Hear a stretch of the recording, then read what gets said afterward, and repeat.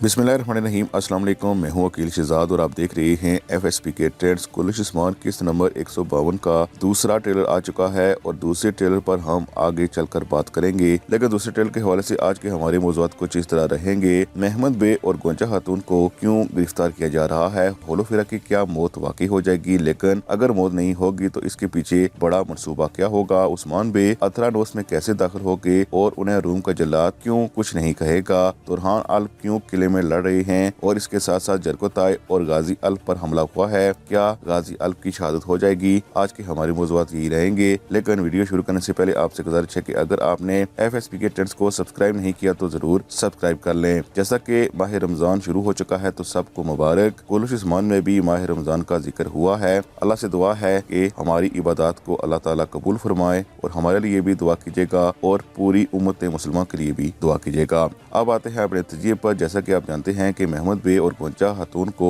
बाला खातून ने गिरफ्तार करने का हुक्म दिया है, लेकिन हमें लगता है कि अगर इसमें कोई मामला हुआ भी तो ये महमद बे का कोई मंसूबा होगा जिसके जरिए वो कुछ करना चाहते हैं। इसके साथ ये भी मुमकिन है कि होलोफेरा को बचाने के लिए ये कोई मंसूबा बनाया गया हो और इस मंसूबे में महमद बे और गोंचा को ऐसे ही गिरफ्तार किया जा रहा हो। दूसरी तरफ आप जानते ही हैं कि पहले ट्रेलर में होलोफेरा की खाला को मौलाना खातून ने गिरफ्तार कर लिया था और गिरफ्तारी के दौरान चूँकि होलोफेरा जख्मी थी और उसका इलाज जरूर किया गया है, लेकिन इलाज के दौरान हमें लगता है कि मौलाना खातून को होलोफेरा ने कुछ न कुछ ऐसा बताया है जिससे मौलाना खातून ने समझा है कि होलोफेरा तो इस मामले में मासूम है, लेकिन इसकी खाला इसमें मुलव्वस हो सकती है। क्योंकि पिछली एपिसोड में आप जानते हैं कि होलोफेरा और उसकी खाला की पिछली एपिसोड में ताल्ह कलामी हो गई थी अतरानोस को लेकर, जिससे होलोफेरा को यकीनन शक पड़ गया था कि इसकी खाला कहीं मुलव्वस न हो। इसलिए ये जाहिर करने के लिए कि उसकी खाला मुलव्वस है कि नहीं, मुकदमा भी चलाया गया है और होलोफेरा को जहर भी दिया गया है और यकीनन ये जहर जो दिया जा रहा है ये असल जहर नहीं है और ऐसे ही होलोफेरा गिर गई है।